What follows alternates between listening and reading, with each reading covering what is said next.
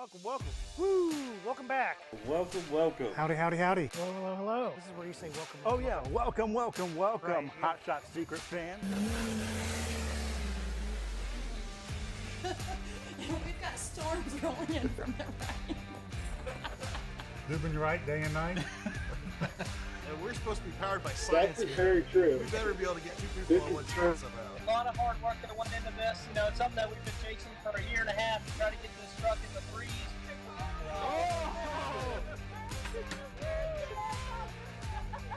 We are live. We are live.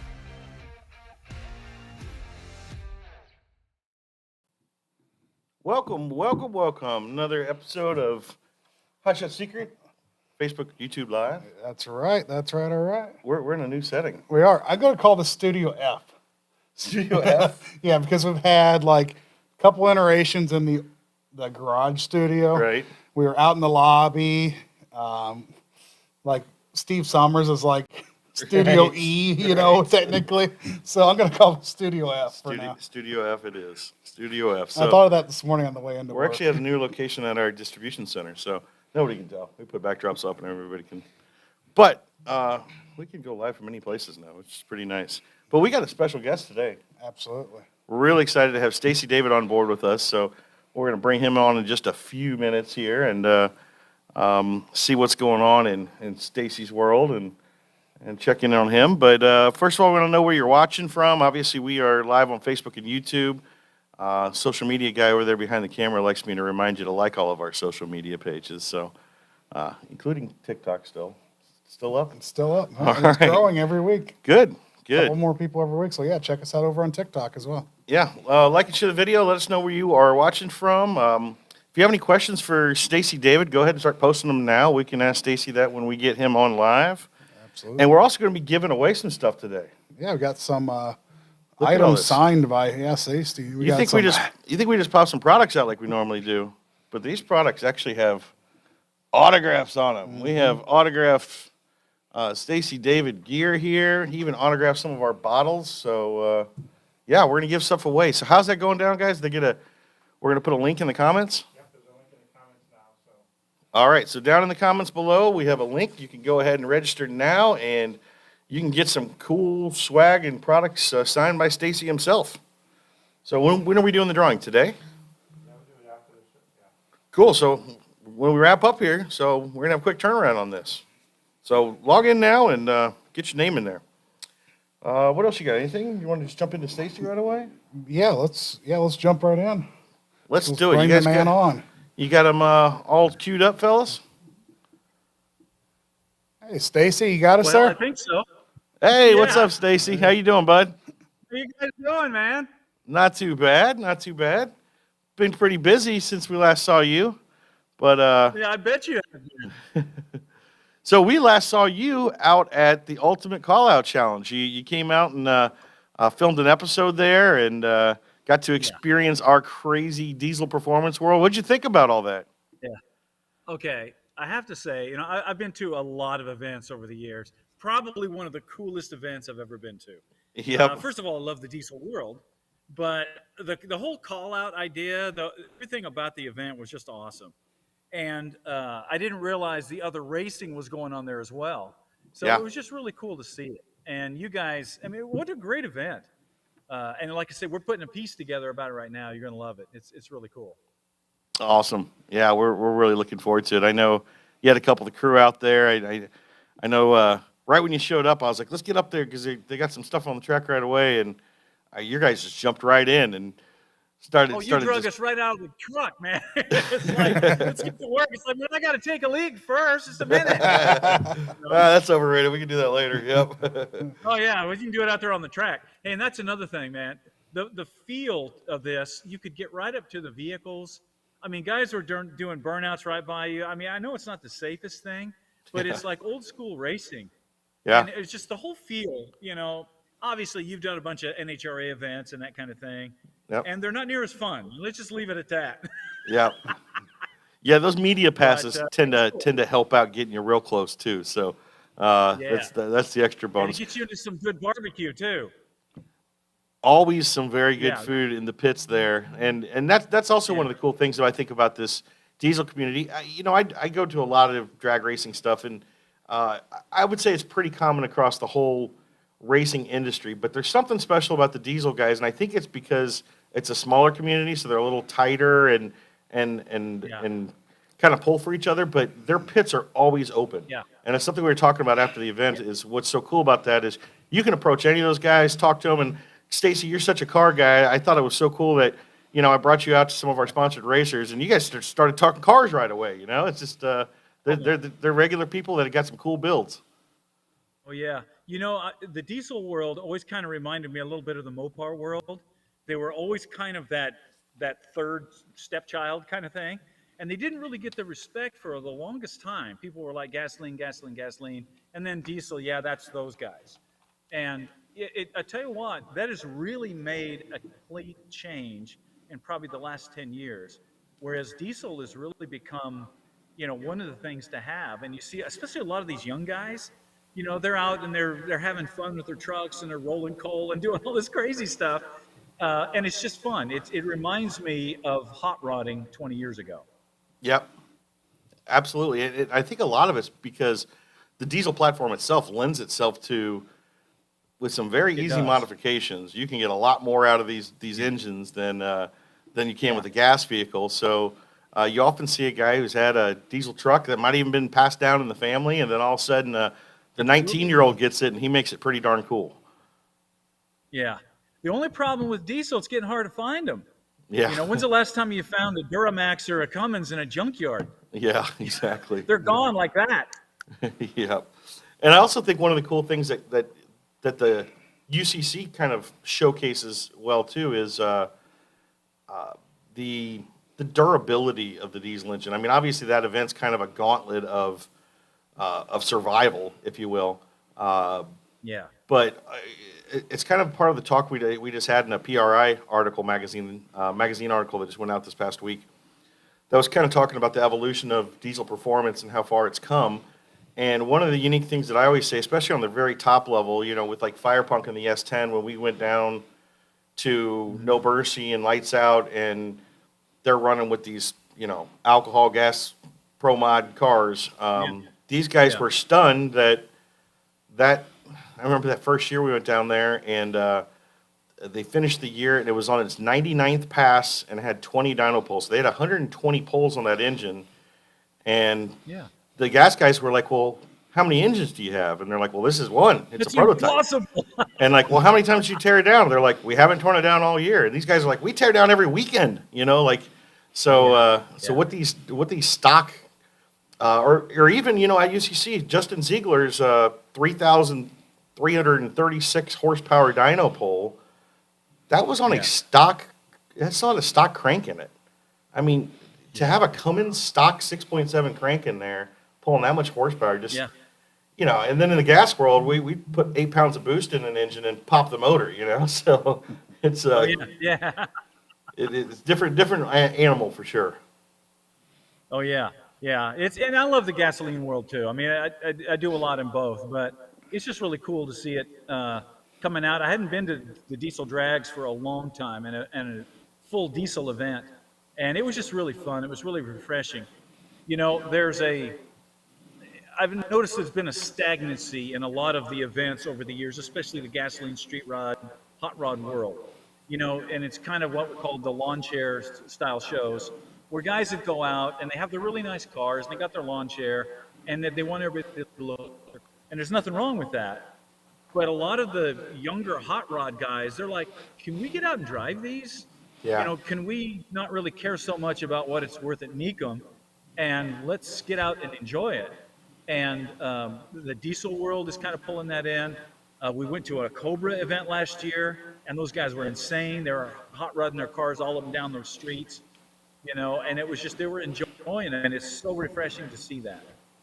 Yeah, actually seeing these vehicles being used. I know it's kind of like the Hot Rod Power Tour. I know that's a great event I like. I think we're going to try to get involved with that next year.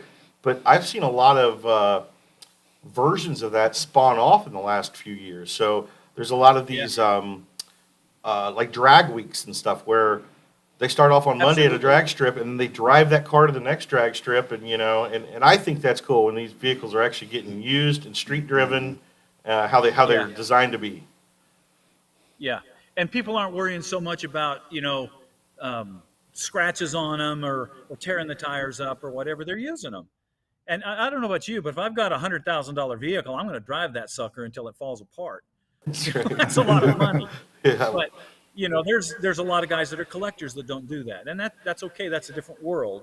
But when they start to cross, that's when you have a problem. Yep, absolutely. So what do you got going on over there at Gears? What kind of new Well, projects you got? We got all kinds of new projects here. I've got the Redbird sitting over here, which is the Trans Am. I've got this van. This let me show it to you real quick. Yeah. See it? See it there behind me? The Oh, yellow yeah. van. That's awesome. I rolled that in. It's basically just a shop truck, and people loved it so much. That's getting a 427 LS. Nice. And, Nice. with the zoomies, the whole thing. Oh, no kidding. We're talking about it. And I actually, so a shorty van like that, we always call them the pervert van Yeah. because that's, you know why. Yep. They're really obviously desirable for hot rod guys, and especially Sure. a shop. I was talking about it one time, and I think I was at church or something, and I mentioned that we were doing the pervert van. Good place and to they mention didn't that. quite understand- They didn't quite understand my connotation. I was like, no, really, it's not a real pervert van. It's just a shorty van. So anyway, so we're having fun with that. I've got, one of the fun things I'm doing this season, I kind of wanted to go back to basics a little bit. And I was talking to the guys at Cornwell, and we decided to do 3 motorized toolboxes. Oh, And they yeah, were this like, is "You so guys cool. do whatever." And so the first show just aired, a few weeks ago, and the cool thing about this is that all of the parts have to be used. It's all junkyard, Facebook, eBay stuff. As far as the engines, one is powered by a zero-turn lawnmower that was used that I got from Dixie Chopper. The other one has a 1,000cc Honda motorcycle engine that used to be a pulling tractor. And the third one is a big air fan off of a ultralight or whatever. And so it's going to be air powered. No kidding. How cool is that? And what it is, I just wanted to encourage people to think outside the box. It goes back to what we did as kids. Think about your first project. It was whatever you had. It was a lawnmower, it was a motorcycle, it was a quad, it was a snowmobile, whatever. And you learn from that. You put that motor on a skateboard or a golf cart or whatever. And we learn a lot from that kind of stuff. We tend to forget how fun that kind of project is. And so that's what this is all about, is kind of encouraging people to do something crazy like that. And it doesn't cost a lot of money. But they're going to be wild. They're going to be wild. Yeah, that's such a cool idea too. I know it like you said, it kind of brings you back to your roots where everything kind of started from. Simplify things, Yeah. and you don't have to have a ton of money to build something cool. And almost, I'll say the lack of money when we were younger and had to make stuff work provided for the creativity of the project. Absolutely. And the thing is, I don't know about you, but when I go to a show, I don't care what it is, whether it's a Cars and Coffee or whether it's a full-on show, the Grand National Roadster show, the Riddler deal in Detroit, whatever, I hunt out those crazy projects that somebody built himself. He was thinking outside the box. That's the kind of stuff I gravitate toward. And I want to talk to the guy that built it. A nicely restored 69 Camaro, I love those, but it's a 69 Camaro. I would rather see one that somebody has stuffed some crazy engine in, or done some crazy motor work to it, or stretched the body, or done something to it where he was thinking outside the box. That's the guy that, to me, is the heart of hot rodding. And it's what you were seeing at this event. I mean, that Corvette, you had that Corvette with the diesel engine in it. It's just like a 63 split window Vet. Yeah. How cool is that? Yeah, Johnny Gilbert. Yeah. And he went on to he went on to win the Pro Mod class that weekend. Oh, and did that, he? I know that. that was his 'Cause that was first the time motor- out with the truck. With I say the truck. That was the first time out with Yeah, the I know. car, and it was intended just to be some shakedown passes, get it figured out. He ended up making it all the way to the finals against the Hot Shot Secret Firepunk S10, which was the Oh. last race of the S10. So the S10 Yeah. finale was basically the entrance of Johnny's new Corvette and a little passing of the baton, if you will. And what was Really? unique about that And final he beat run? the S10. What's that? He beat the S10. He beat the S10. And I'll tell you why. Larson, driving the S10, got his first red light ever in competition in the S10. He's been So driving it's that truck. Larson's fault. Larson, you're the guy. But even better, just to rub it in a little more, Johnny had a perfect 000 light against him in the finals to win it. So Oh man, yeah, Was first so perfect light? it was cool to watch. was that his first perfect light?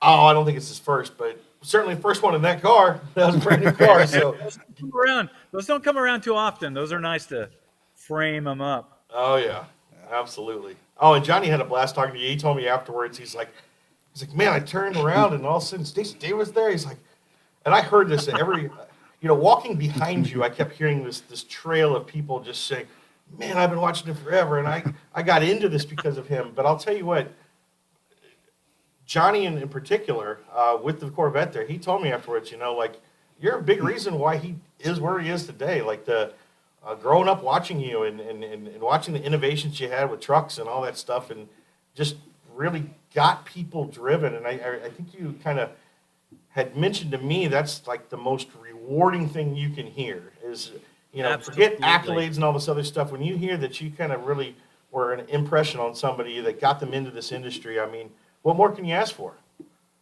Yeah, that is the best compliment anybody could ever give me, or anybody I think that really loves this industry, because I mean that's what it is. I think of the guys that influenced me, and I get a chance to meet them from time to time, like Tom Daniel. We're doing a story on Tom Daniel. I don't know if you remember him. He's the guy that designed the Ice-T and all those great Hot Wheels and those monogram models. Yep. Well, he was one of the most influential designers on me. And when I met him just a few years ago, man, I started rattling off and he was like dumbfounded. He said, "What?"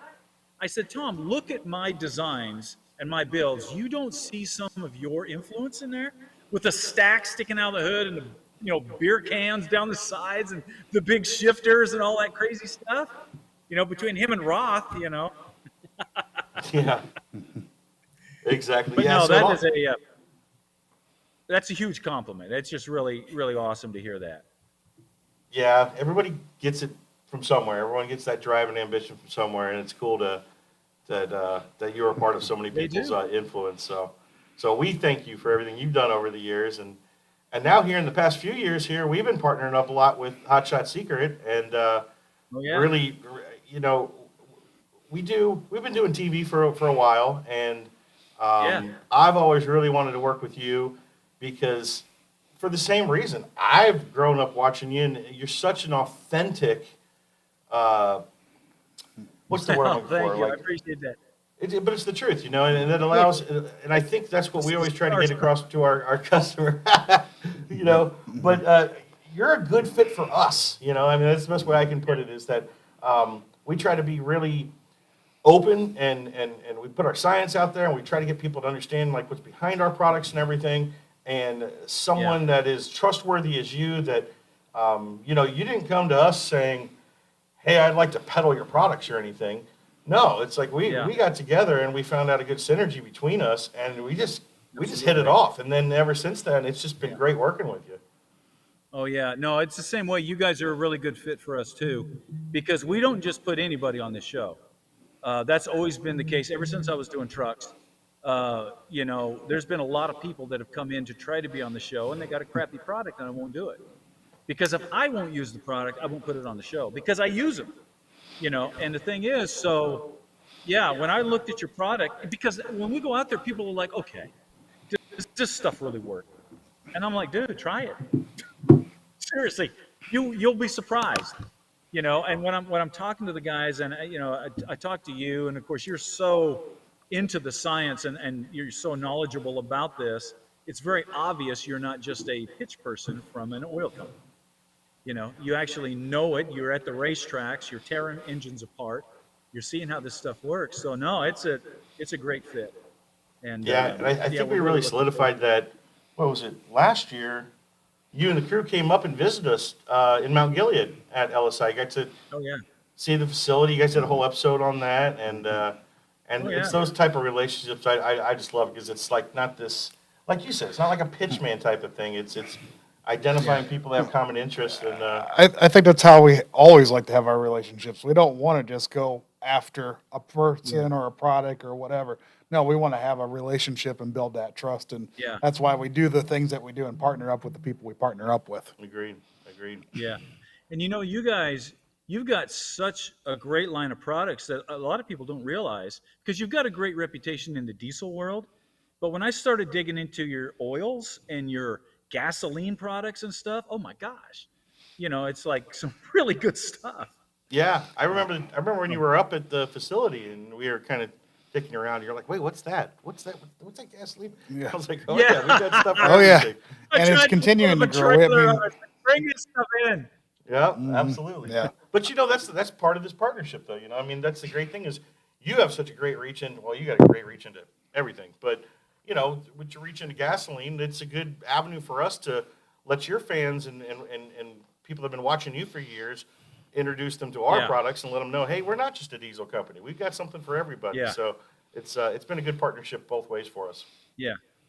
And see, that transition, as you know, can be hard because people are very compartmentalized, and it's like, this person is a Chevy guy, stop. This person is a country singer, but he can't do this, stop. Tom Cruise can act like this, but he can't do this, stop. And there may be some truth to that. But the rest of it, there's a lot of things that other people can do, but it's hard to that break and to establish that it's more, so that's always a challenge. Absolutely. Story of my life, absolutely. Actually, so we're used to it. Oh yeah. So what do you got next? I guess you still got the Cornwell builds going on then, and I've got those going on. Yeah, I've actually got I'm online right now for Chevrolet to possibly get one of those 632 big blocks. ooh, So if that works out, I'm trying to find a good build to put that in. It's 1,000 horsepower, and you don't just throw 1,000 horsepower into whatever. right. It needs to go into something that you can utilize it. So, I'm looking at that. But yeah, I've got a bunch. The SR71 a Rapid Tool Express tool truck. I'm finishing that up. The Cheetah just went out today to get another rear end put in it. We're upgrading that. I've got a gasser that I'm thinking about doing. I've got a Henry J that I've always wanted to do a gasser on, and so we may be jumping into that. And just I'm looking at maybe doing some late model truck stuff. The big block may end up in one of those. So there's a lot of projects rolling in here. Well, that's actually what I was gonna try to pin you down on a little more with that new 1,000 horsepower. What are you thinking? What might that go in? Well, I'll tell you what. Because it's got to be something that makes it worthwhile and useful. Absolutely. So it's like, okay, I could do kind of a street rod kind of thing. I've got a 40 Chevy Coupe that I could throw it in, do kind of a street rod, hot rod kind of thing. But that's not real hot right now. Those cars are kind of down. I could always do the gasser thing with it, but that's kind of this and that. I'm actually kind of thinking maybe a later model truck and doing a newer version of the Copperhead truck that I did a few years back. No kidding. See, when I did the Copperhead truck, I got the very first Chevrolet 572 crate engine. And at the time, it was the biggest, baddest crate engine on the planet. And so that's really what this 632 is. Obviously, I won't be getting the first one, but I've got a truck designed that would be kind of following down the lines. I won't use the 67, 72 body style. it'll be more of a newer thing, and it won't be a square body because I'm just finishing up a square body, and I'll leave the rest at that. All right. All right. I think the fact that if you said you had the first crate they had back when it was what was it, 572? Yeah, 572. Yeah. Yeah, well, then I think it's only fitting that the new one gets a nice placement as well. Yes. Yeah, absolutely. And there's a lot of people have been wanting me to do the next Copperhead style truck, not obviously a Copperhead 2. And I thought about maybe doing a Ford or a Dodge, but I've got other Ford and Dodge projects. So for his GM, that would be a cool one to do. Absolutely. I'd love to see that. And like I said, I've got several things coming up with Dodge as well. Get this, a buddy of mine has a 53 Dodge Power Wagon school bus. What? And it's That a is little awesome. short school bus. It's a little short school bus, 5 seats in it. Oh, that's awesome. And this is all factory. So I'm looking at this, imagining this thing on 44-inch, with that big engine or a diesel or something in it, and just do it as the old school bus, the old school bus. Old school bus. I like it. And it'd just be awesome, man, because I love power wagons. You know that. Yeah. Well, 5 seats. That's got to have a short wheelbase. You might need some wheelie It's about bars the on size that. of the van. It's about the size of the van, yeah. That's great. And it's so cool. They were all special order. I think Dodge only made maybe 10 or 15 of them. And they were all special order for out west for taking kids up and down the mountainous roads. And so there's no rust on it. It's just been sitting forever. And it's either that or, I have access to an old half-track chassis, so make it into a half-track. But that could be interesting. Well, I'll tell you what. The problem is with half-track, they only go 50 miles an hour. I got to go faster than that. Yeah, of course. Well, I know of a company that's got a lot of great fluids for any one of those builds. So make sure you let us know. Oh, yes. We'd like to be involved in that Yes. type of stuff. Yeah, I will definitely let you know. I've got plenty of those coming up. And the crazy thing is, these things just kind of follow me home. At least that's what I tell my wife. She asked me the other day, she goes, "How many cars do we own?" And I'm like, I don't know. You mean ones that run? Those are the only ones that count, right? So anyway. But do you, what kind of project you got, Kyle? You got anything you're working on? That's a touchy subject. They'll give you a lot of heck around here for that. I still got a project with a broken piston sitting in my garage collecting dust. So I got to get to it. I need to get her fixed. Lost you. No, you got it. There you go. Yeah. What was it? You locked up on me. Yeah, I have a project that's been in project mode for way too long. So I've got a cracked piston that I need to get fixed, and it's one of those things that I put off because it's like a lot of people. It's like like the viewers of your show. I think the reason why we love watching so much is because you get stuff done. And it's like we just wish we could get it done. I'll tell you what. That's because we've always done a how-to show. We don't do a reality show with all the BS and shenanigans. And that's, I really think, one of the main reasons we've been on the air so long. But I try to go through the steps. So for any, like the Cheetah, that's been about a 5-year build so far because I'm not working on it all the time. I've got 10 or 15 projects going at all different times because you got to keep it, not everybody's into the same project. Sure. And that actually has worked out well because people realize that, the first thing they're like, I can't, and that's average, everybody runs into that. You're not building it, you're building it in your spare time. Right. So you got a regular job, and I think that has been one of the problems with a lot of the reality shows is that people think they should be able to finish out a car in a week or a month or 6 months. Or whatever. 20 minutes, and right? It's like, yeah. And it's like, that's not realistic, man. There's, I tell you guys, like some Sergeant Rock, there's probably 4,000 hours in that truck. Just everything was hand built. Right. You just add that up. That was about a 10, 11-year build. Wow. Of me finding the spare time in the middle of the night to go out and work on it. And it just, those kind of things take time, and people need to understand that. And I try to get across to people. It's like, listen, if you don't have the time to do it, then you have to have the money to pay somebody to do it for you. And, Yeah, I don't have either of those things. So yeah. So then you either keep it or sell it. oh, I'll die with it. Maybe you could give me some advice here though, because I'm probably one of those people that are like a lot of other people. I've got a project that sits in the garage, and at one point I was very active into it, and then at one point, a week went by, 2 weeks went by, 3 weeks went by, and now all of a sudden a couple of years went by, and I haven't touched it since. And how do I get back into it? How do you kind of reset the table and dive back into a project that you haven't touched for a while? Because there's got to be a lot of people out there that kind of vicariously live through your builds and have something out there that they could be working on. That's a great question, and I actually have a really good answer that works 100% of the time. First of all, the question is, do you still really want the vehicle? Because if you don't, sell it and get something you want. Because if you don't want it anymore, and people's tastes change.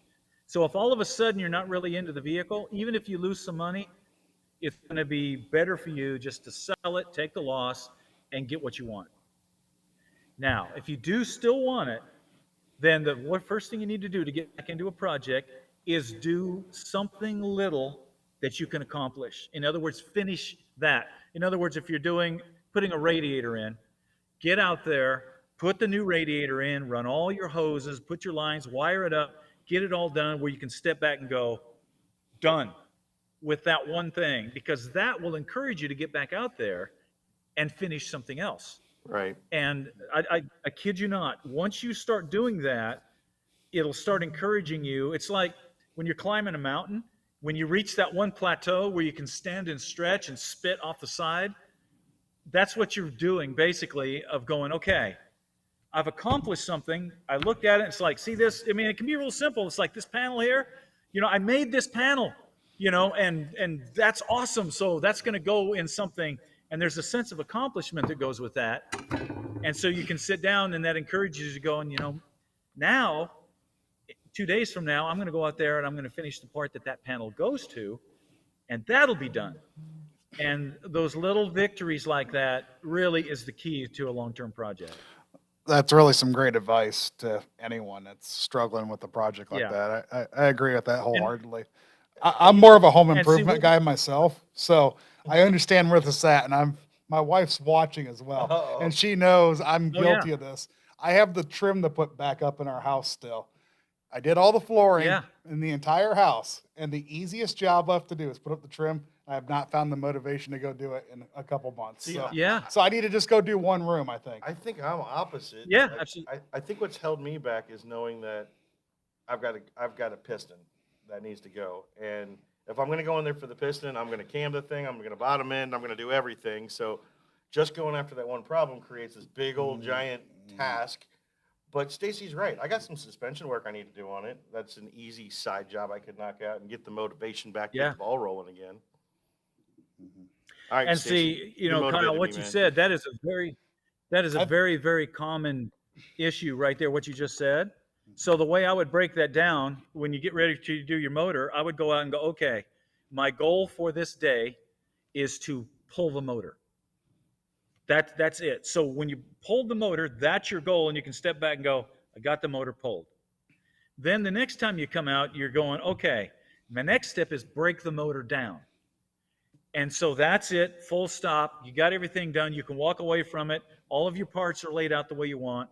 Then your next goal will be, okay, how am I going to modify this engine? Am I going to cam it? Am I going to work the heads? Am I going to do am I taking it to the machine shop? And while it's there, am I going to detail the block? Am I going to do this? And just break it down like that. And man, I'll tell you what, you'll be shocked how quick it'll come together. And pretty soon you're going to have an engine ready to go back in. Then you drop the engine in, man, the steps are happening now. Yeah. And they work off of each other. But I tell you what, once you hit that place where you're kind of like, there's just too much friggin' work. That's really easy to go and just turn on the TV and watch reruns of something. Yeah, that's kind of what's happened. I've started watching Stacey David's Gears rather than working on my own. Yeah. vehicle, so it's all your fault. But I'll give you all the credit for getting. It is. That's why I motivated, keep too. telling people to get out there and work on something, because I understand, man. So are you gonna wash and wax it this weekend? No, I As don't your think- first step? No, because there's way too much dust on it. There's Okay. so much dust that it needs like a professional cleaning. Okay, well, I was just recommending it as a starter step. Like, No, but I will. I think I will go knock out some suspension stuff that I have already have purchased. I just been sitting in the box and there you pretty go. easy to slap on. See, that's a great idea. Yeah. That is a great idea, because then you'll be thinking about that suspension on there, and you're like, dang, I got to drive that thing. Yeah. All right, So, all right, no, Stacey, that's- you got me motivated, bud. You got me motivated. Well, don't want to take up too much of your time, but we really appreciate you coming on, and we've been really just really honored to work with you, and you've been such a great partner for us, and been so cool to have you up here at LSI, and then out at UCC, and then to meet some of our drivers and everything. So we really just want to thank you for everything you do, and we really appreciate it. Well, it's been a pleasure, man. And we're looking forward to it, man. We're looking forward to some great stuff. Oh, we got a lot of head. Like we said, we build long-term relationships here. So Yeah. you're part of the family now, so you ain't going nowhere, and we got some cool stuff coming. Awesome. I can't wait to get you on one of these toolboxes. Oh, those things are so cool. We're that'd watching. be We're awesome. watching that closely. You wanna plug where people can find you and everything? Yeah, you can just the best place now. We're putting all of our shows, 16 years of Gears shows, are now all going on YouTube, the complete episodes. So it's just Wow. staceydavid.com or just gearstv.com. You can go there, or just go to Stacey David's Gears on YouTube. Is the best place. Those are our websites. Both of them will go to the same place. The shows are on Motor Trend Saturday mornings. I think it's 7 o'clock, 7:30. We're on MAV TV all the time. We're on Amazon Prime with both Gears and the Restoration series, which is a little more technically involved. And so we're everywhere. And on social media, we're doing a lot of stuff as well. Yeah, you And I've guys are got a doing couple really new good shows for in the works. everyone. So. Absolutely, absolutely. And that's cool. You're getting all your shows up on YouTube as well too, because I know there's some classic ones that I think who was it, John in here in our comments? He was just talking about the C10 with the 572. Yeah. So the fact that like we can go back and find that episode and check that out, that's pretty cool. Was there one called like Little Oh, Red yeah. Truck or something like that? That's the one I kind of remember. Oh yeah, we did the little the Dragon Wagon, which was a Dodge. Yeah. That was actually the very first Dodge that we did. We helped Dodge come out with that little short bed Hemi powered truck that was at the time under 20 grand. No kidding. And that was a big thing we did with them. And then of course they put on a bunch of gewgaws and jacked the price way up. But it was a Those cool things truck. were cool wheelie trucks. Yeah, they were. They get those things up. Yep. Absolutely. Yeah. Yep. John just mentioned Copperhead too. Obviously, it's his favorite. So, well, Yeah, Andy we Shank's actually in have here, a too. die cast. What's that?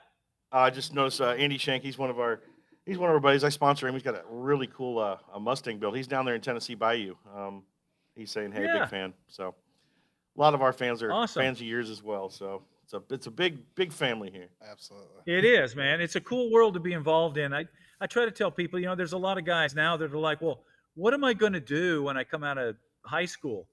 I'm like, man, go into the trades. Learn Yep. to be a mechanic or something. Whether you're working at a dealership or a custom shop or at AutoZone or whatever. I mean, the automotive industry is massive.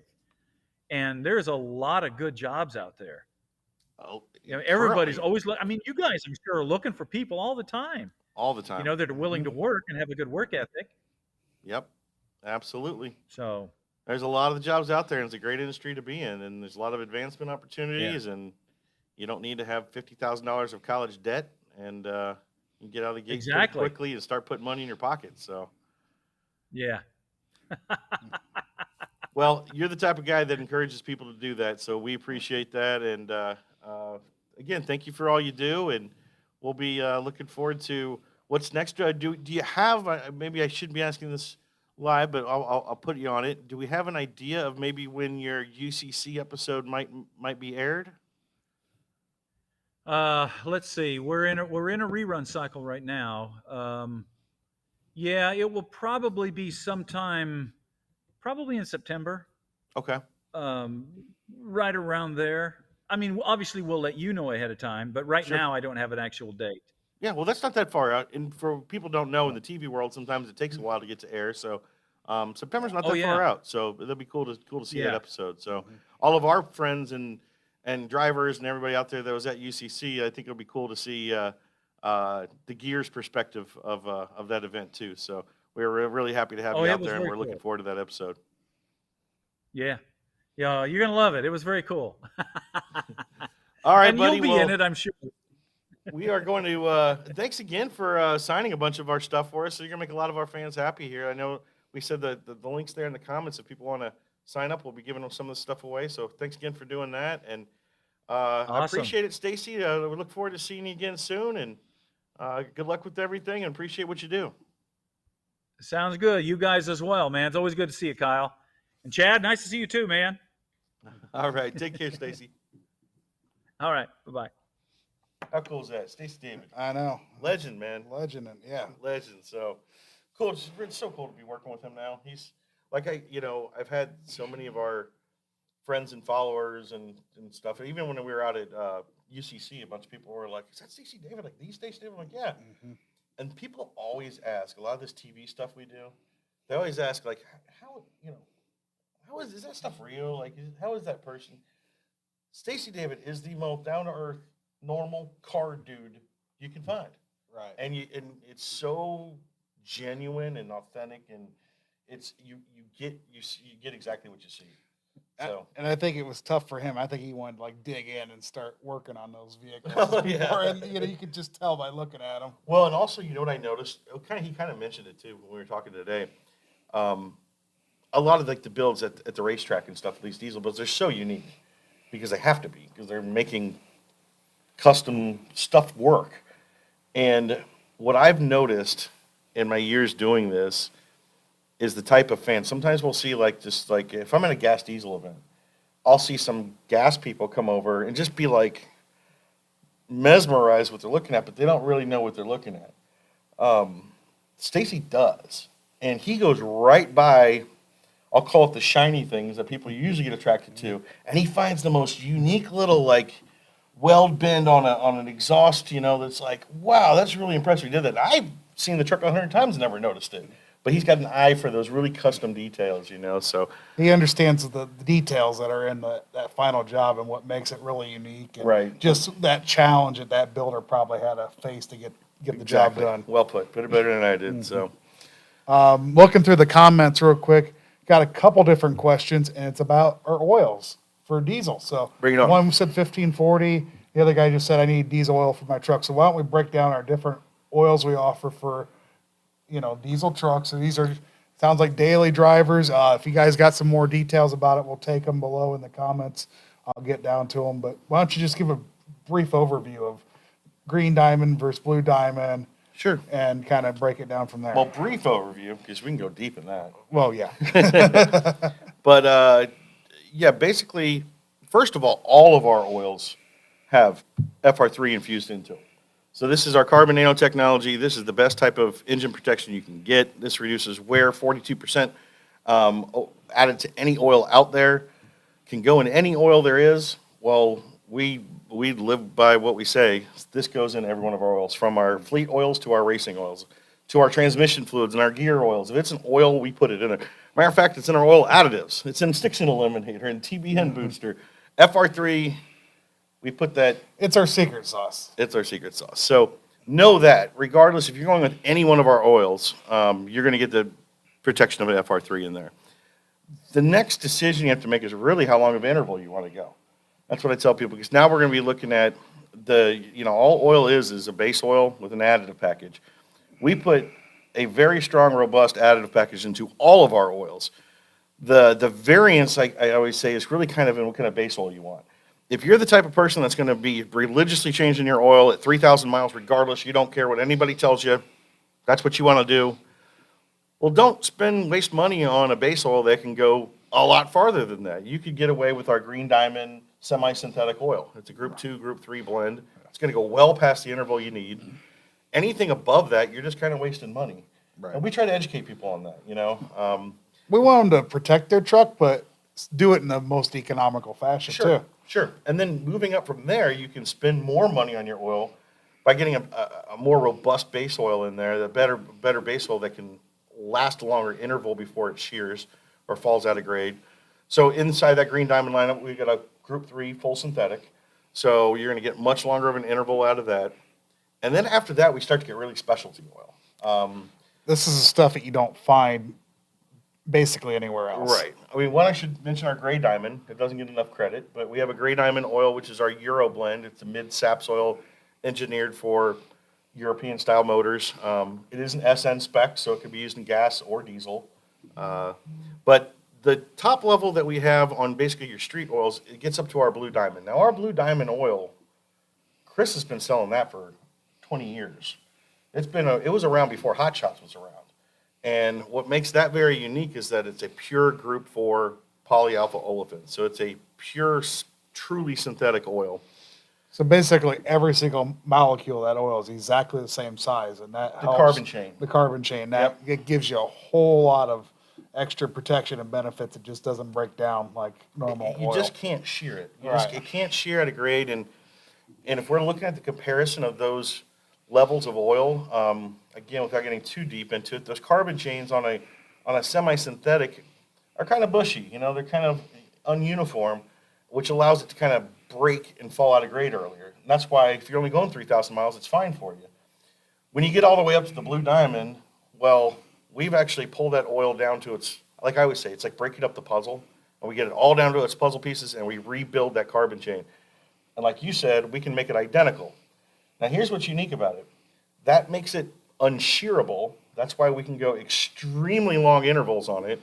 And what always blows people's mind is when we talk about 100,000 mile intervals, 150. We just had a truck go 200,000 miles, and everyone's like, what? But that's because the oil won't come out of grade. Now, I had people asking me lately, well, then why doesn't every oil company make that? And truly, they can. It's the technology's out there. They have every ability to do it.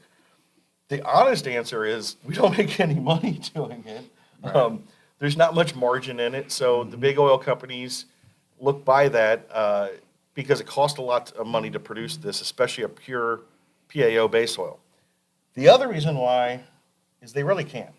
One of our feathers in our caps is that we've figured out how to get a Group 4 PAO to hold an additive package.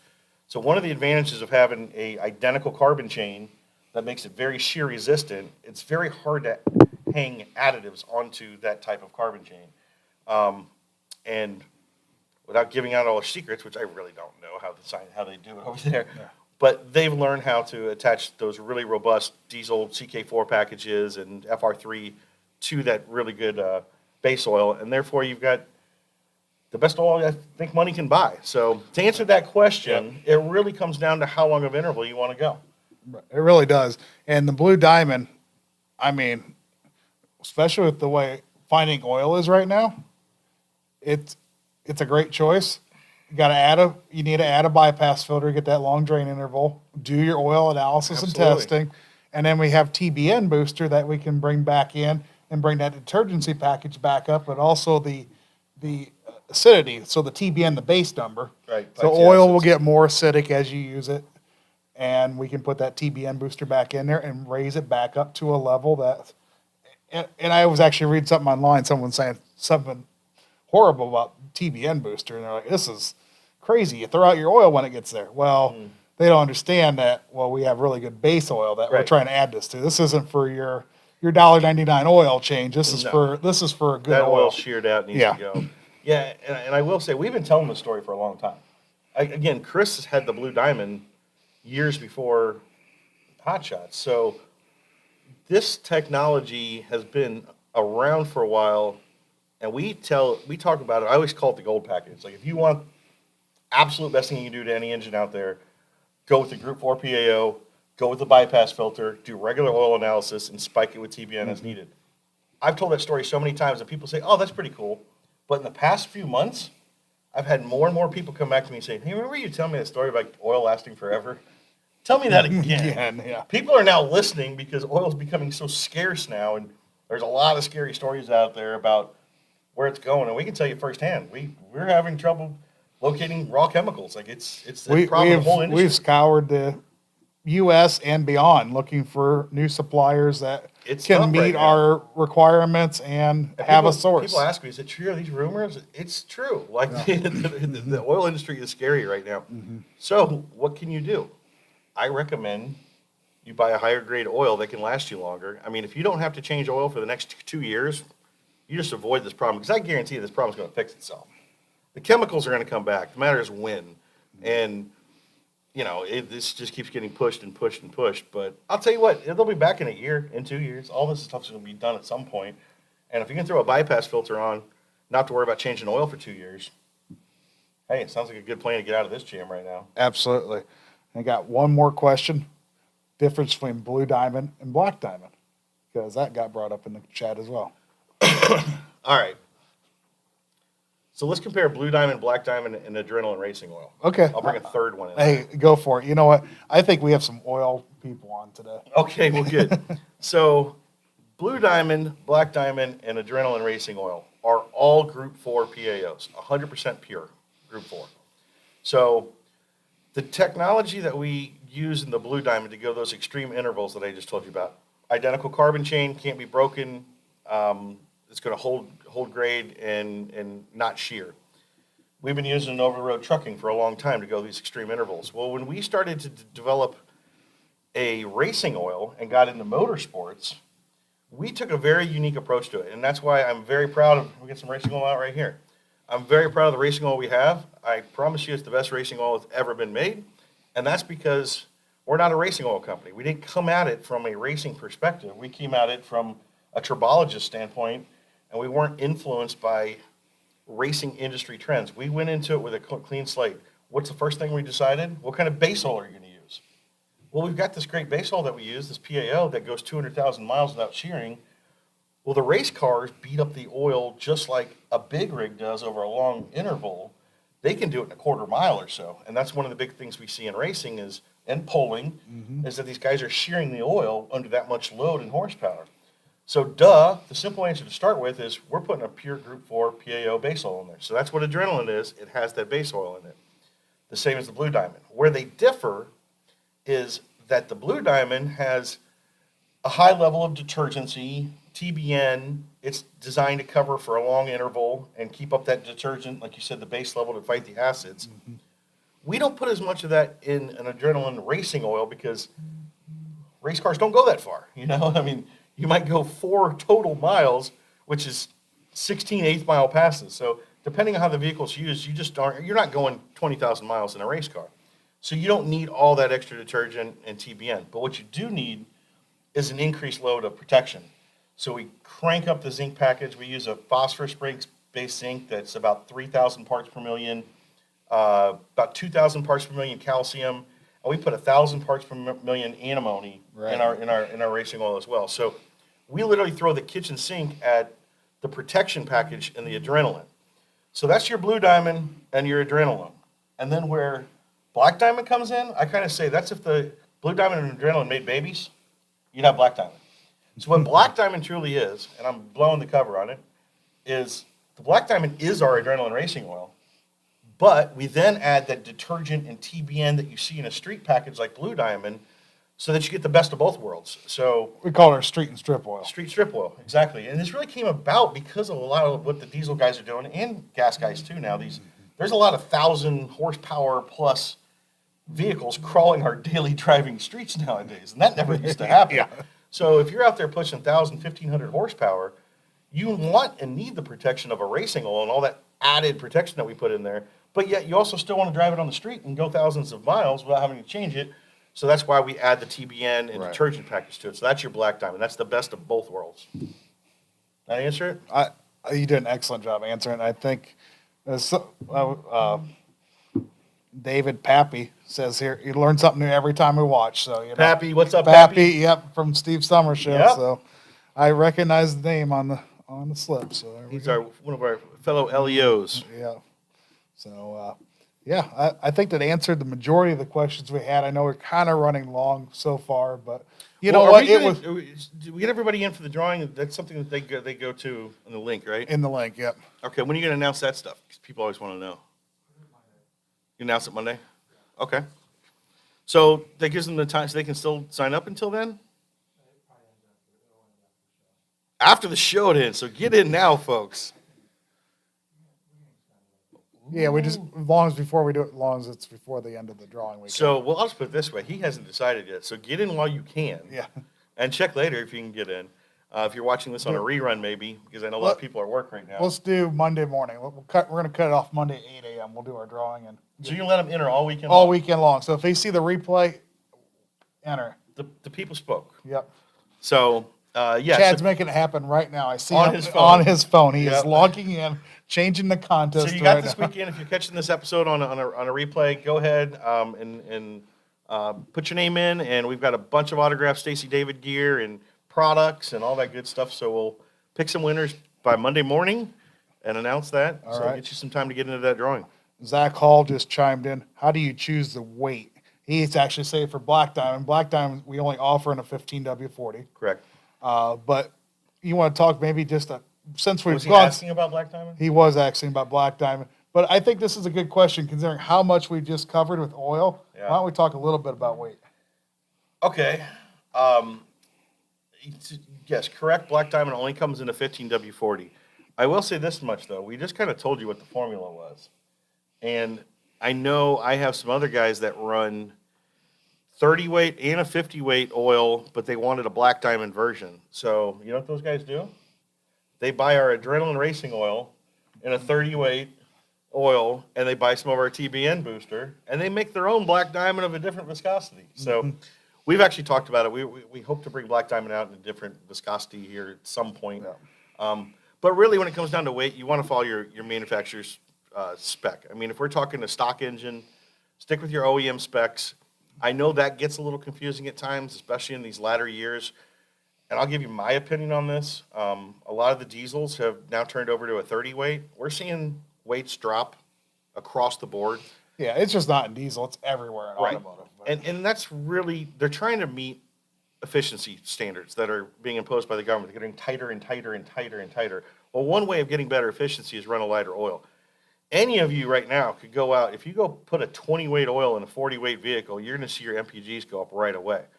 But like we say with oil in the simplest form of it, it's designed to lubricate and protect. Well, you know, if you get bring the viscosity down, like I always say, it's like trying to run through water.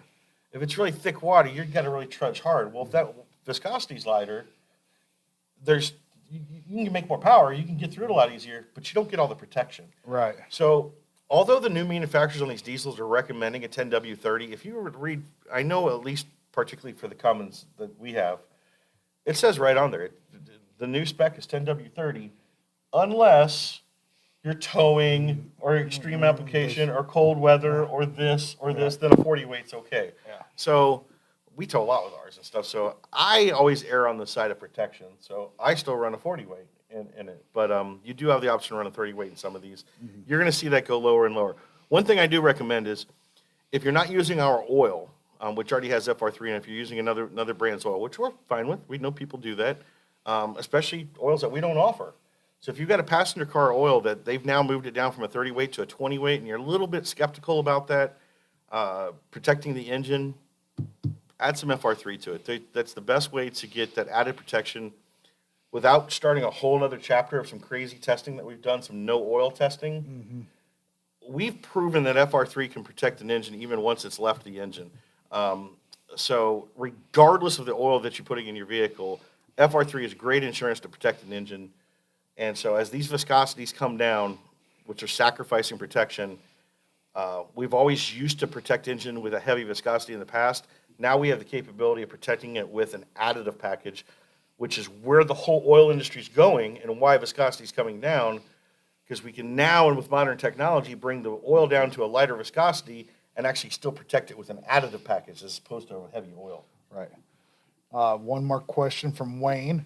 Want to know the drain interval on Black Diamond.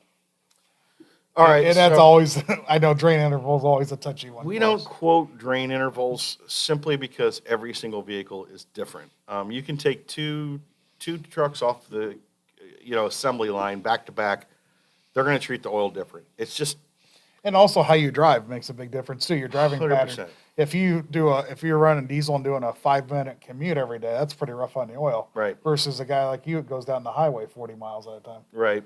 Now, I will say this. The Black Diamond is a PAO and is 100% PAO, so it has the capability of going extreme intervals. And I'm talking 100,000, 200,000 miles. Now, as we said earlier, there's more to that. You need to run a bypass filter to keep the oil clean during that interval. It'll get dirty before it falls out of grade. Right. And you need to analyze it and bump up that detergent package with TBN over time as that gets depleted. But the base oil in that, and also the Black Diamond has a TBN of like 14. It's something off the charts. So we start with a huge detergent package, and we already know it has the protection package of adrenaline racing oil, so it really is the best of both worlds. The best answer I can give you is doing an analysis. We do them at cost. They're like $20 for a basic analysis. And that includes postage back. It's like a steal. Right. I don't even know how we Buy do it for 2 of them. $20. Buy some Black Diamond. Go put 10,000 miles on your Black Diamond. Take a sample. Go put another 5,000, 10,000 on it. Give us a second sample. That gives us two points to base it off of. We can actually help people dial in exactly how long their interval is for your vehicle. So, I mean, we literally can see how your vehicle treats that oil, and we can say 27,000 miles is your number. And the same guy with the same truck might be able to go 20, and another guy can go 40. So we'll be able to dial that into it to you. It really kind of will depend on the analysis. Yep. And another great part about doing the analysis is you can catch things going wrong early. Yeah. It can help tell you if parts Preventative, are yep. preventative. So, yeah. Oh, you got? That's all I got. We'll keep running pretty long, so maybe that's good enough for this week. Sounds And good. It's this cool one. to have Stacey on. And It was. hope you guys enjoyed that. And, if you had any questions, we can get them to Stacey too. So post them up below. And make sure you get in for the drawing and get some of the Stacey David gear, because if you don't, I'm going to put it in my office. And We know that for a fact. it's true. So thanks again. We'll be back. When's the next one? August, the second Friday in August, I believe. Second Fridays. Is that what we do? Second Friday? Yeah, second Fridays. We'll see you the second Friday of next month. Thanks for watching. See you next time. All right.